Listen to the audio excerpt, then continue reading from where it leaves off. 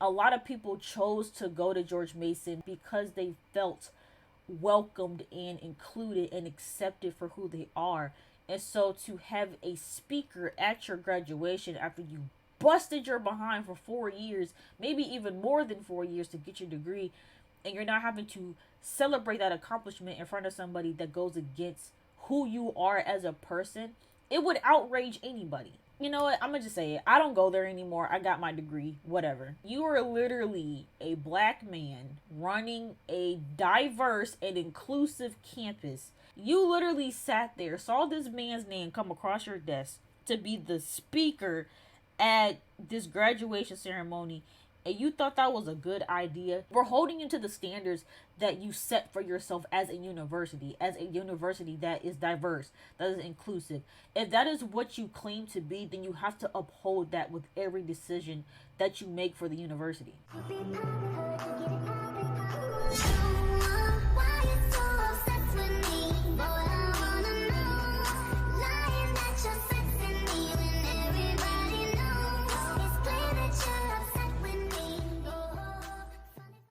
People, welcome back to my channel. I'm back with another video, and I am here to talk about all of the mess that's going on right now with George Mason.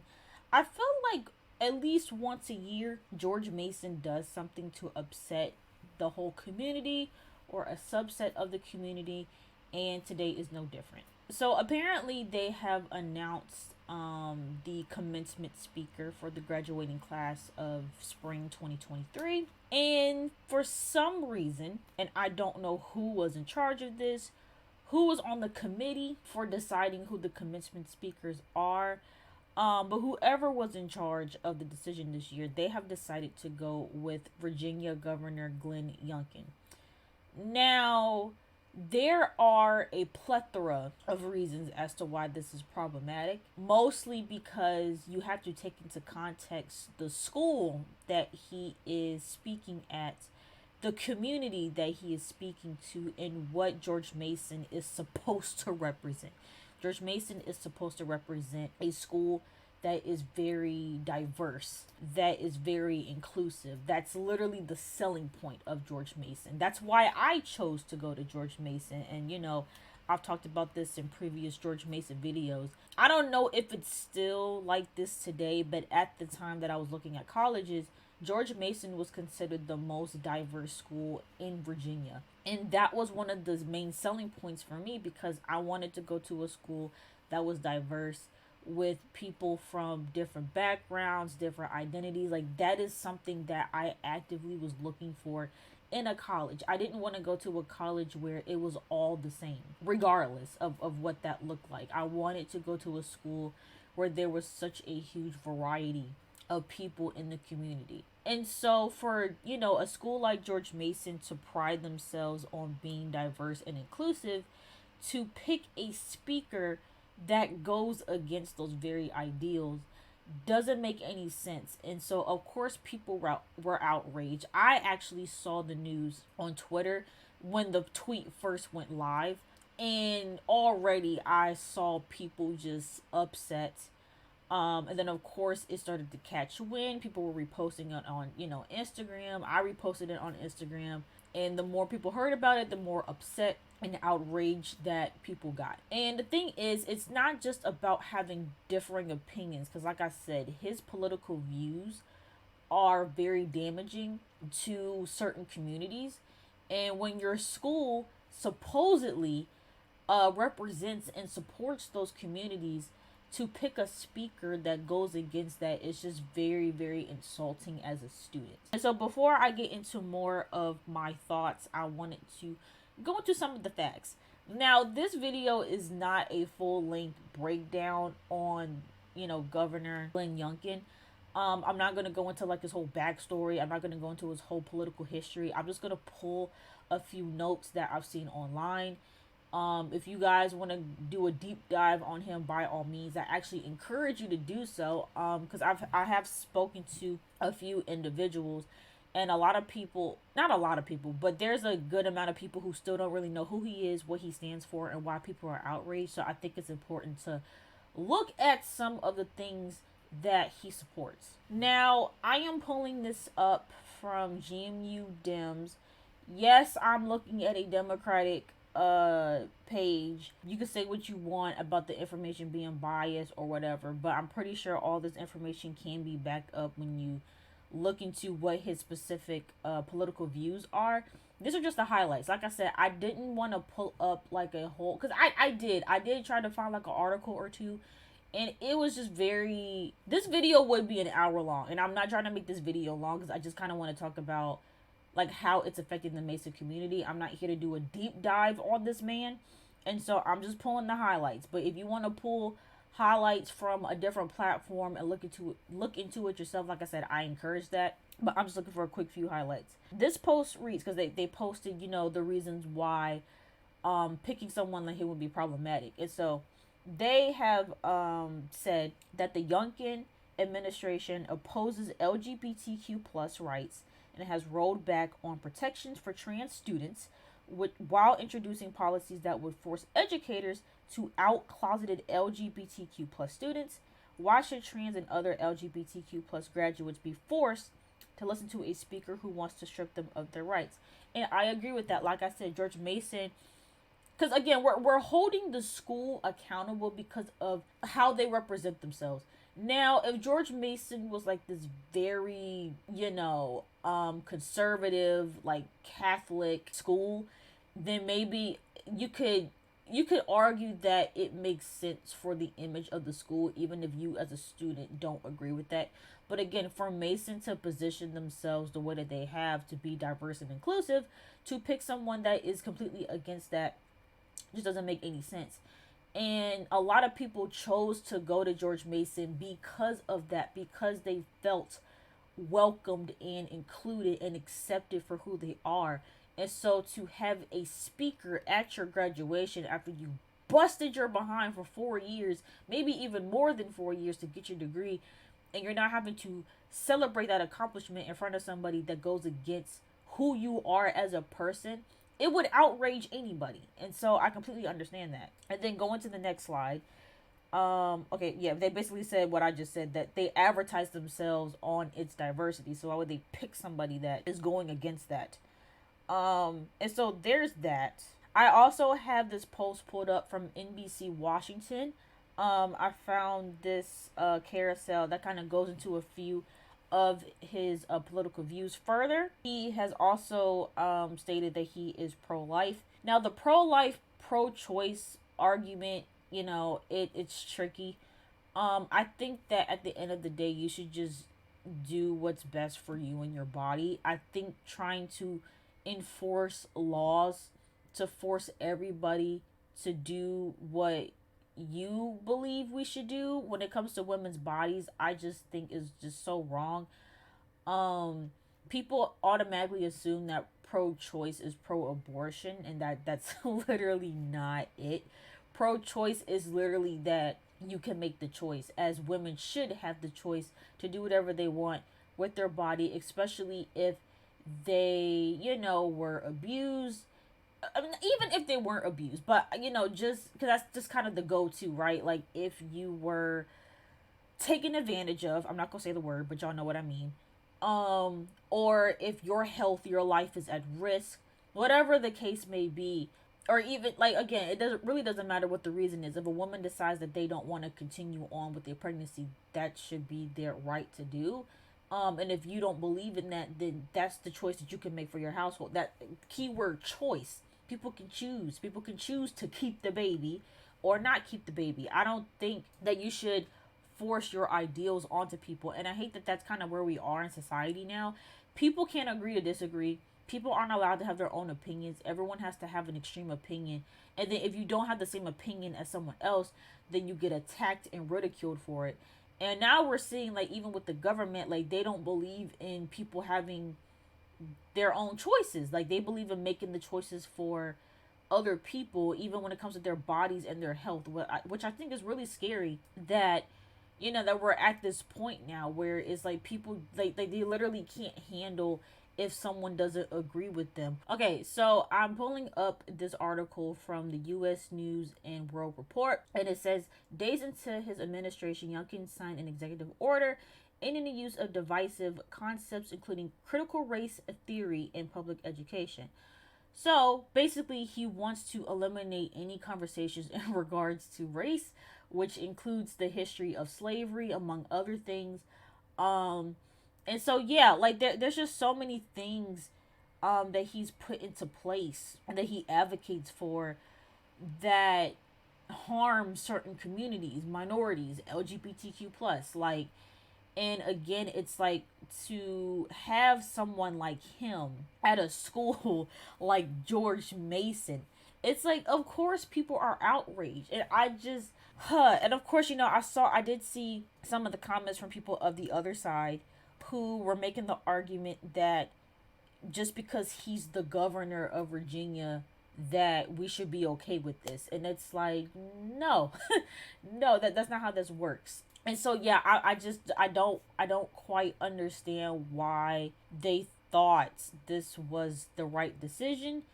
To me, it tells me that the people in charge at George Mason and the people in power, they are so out of touch with the community, and they don't really have the best interests of the community in mind when they're making these decisions. I don't know if there was some type of money involved.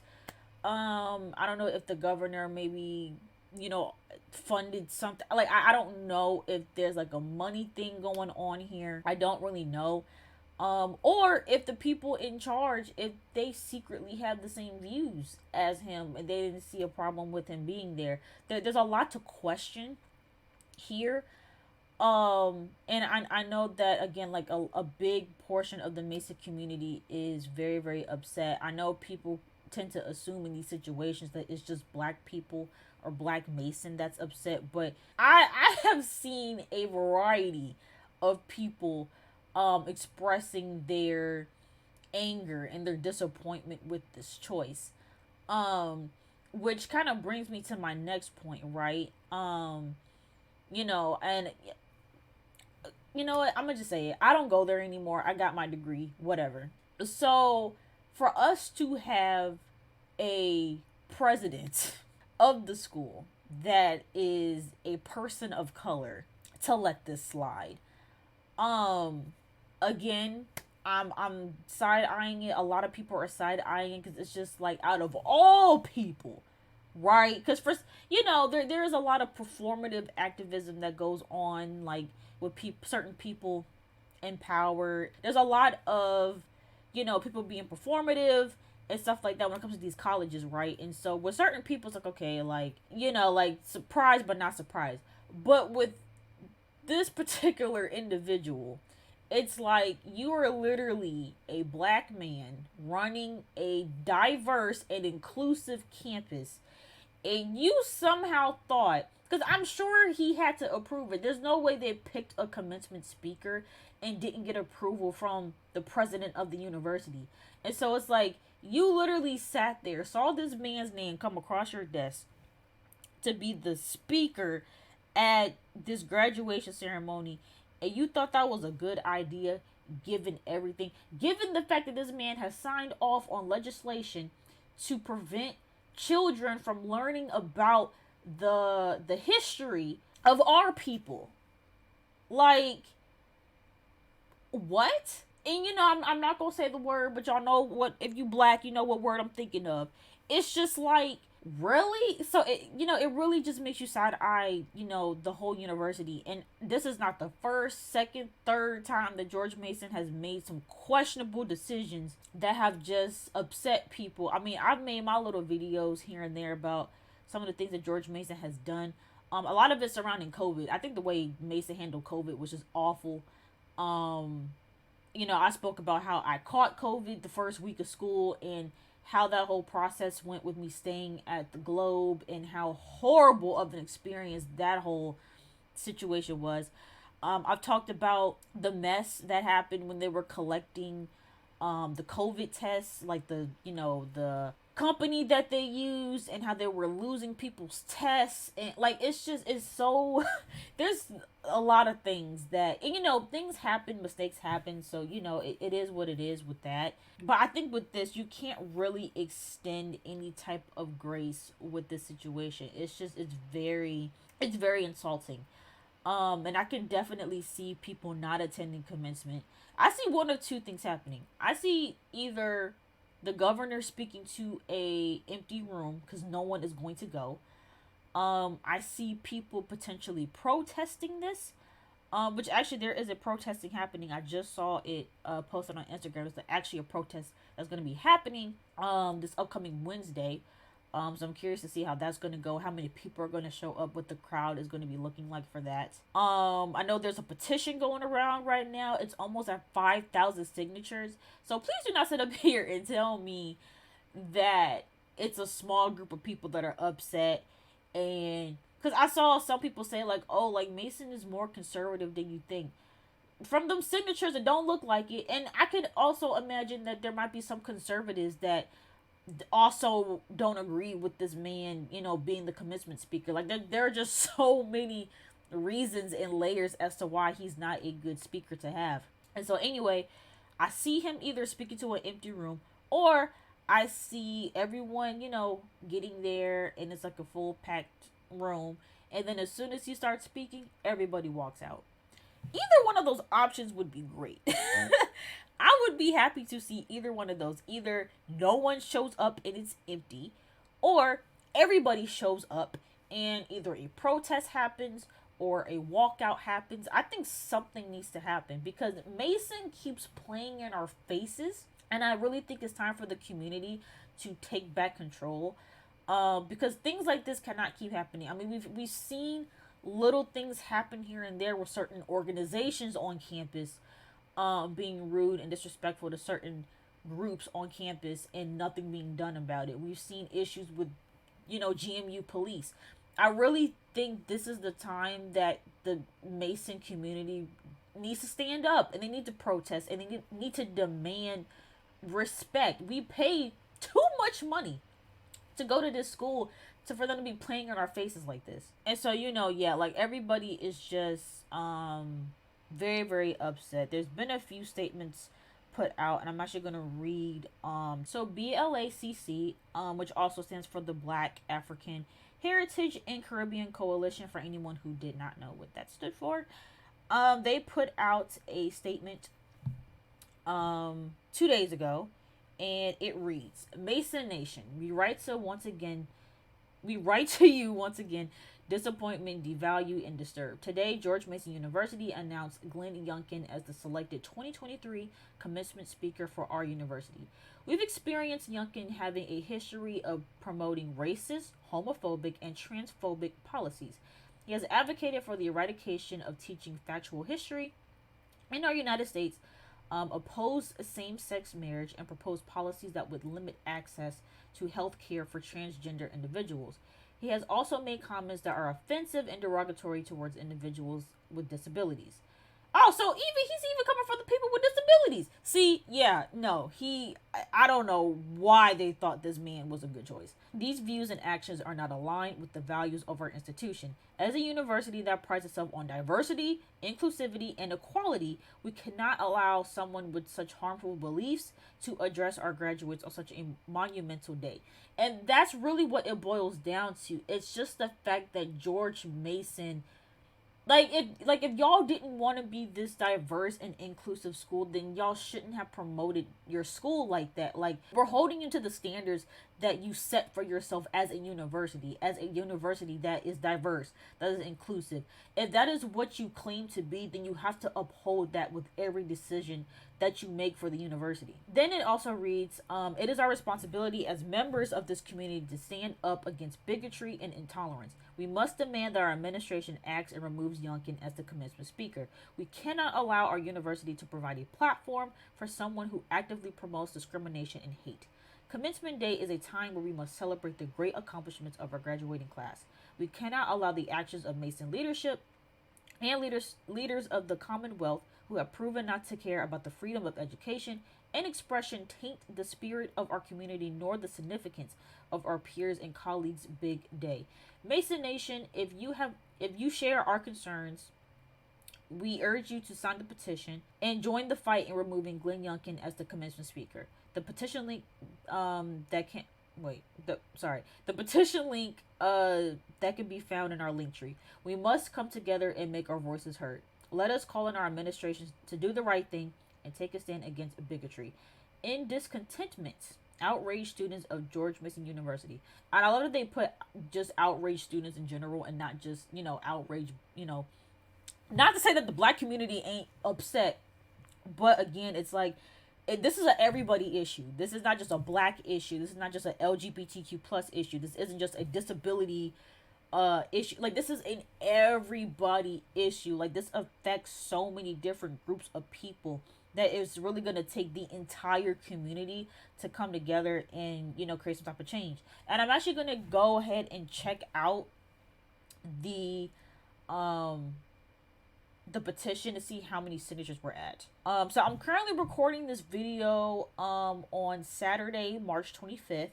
It is about 1 o'clock in the afternoon, and we are at 4,600 signatures. So yeah, do not sit up here and tell me that a large group of people are not outraged about this. Like, this is a way bigger issue than I think people realize.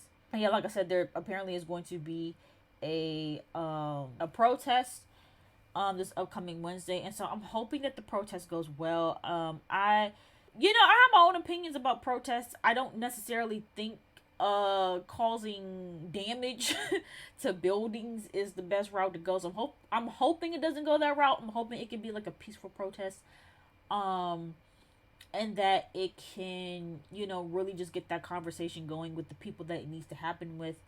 I'm hoping that it doesn't get too out of hand. I'm also very curious to see if Mason PD gets involved. If Mason PD tries to restrain anybody during this protest. I would hope not, because it would be a really horrible look. An even worse look than this. Actually. So I'm hoping that the protest goes well. And yeah, like I said, overall, very dumb move, very insensitive, and it really, I think it brings to light that the administration and that the people in charge, they don't seem to have our best interest at heart, and so we really need to do something about it. Because at the end of the day, there would be no university without the students. People tend to forget that. We're the ones that are fueling this school, and it's just, yeah, I feel really bad for class of 2023. I really do. Like, I just could not imagine if that was my commencement speaker. Granted, I didn't go to my commencement. Like, I went to my individual graduation. I didn't go to like the big commencements. But yeah, like, I just feel really bad for y'all that y'all even have to like deal with this. And like I said, it's such a slap in the face to all of the years that you guys put in to getting your degrees. But yeah, that's all I have to say on the topic. Let me know what you guys' thoughts are in the comments down below. If you're a Mason student, let me know how you're feeling about this. I want to know. I will sit here and read and talk to you guys in the comments. So yeah, definitely let me know. And if you guys enjoyed this video or agreed with anything that I said, make sure you guys give the video a big thumbs up. And please don't forget to subscribe to my channel. And I will see you guys in the next video.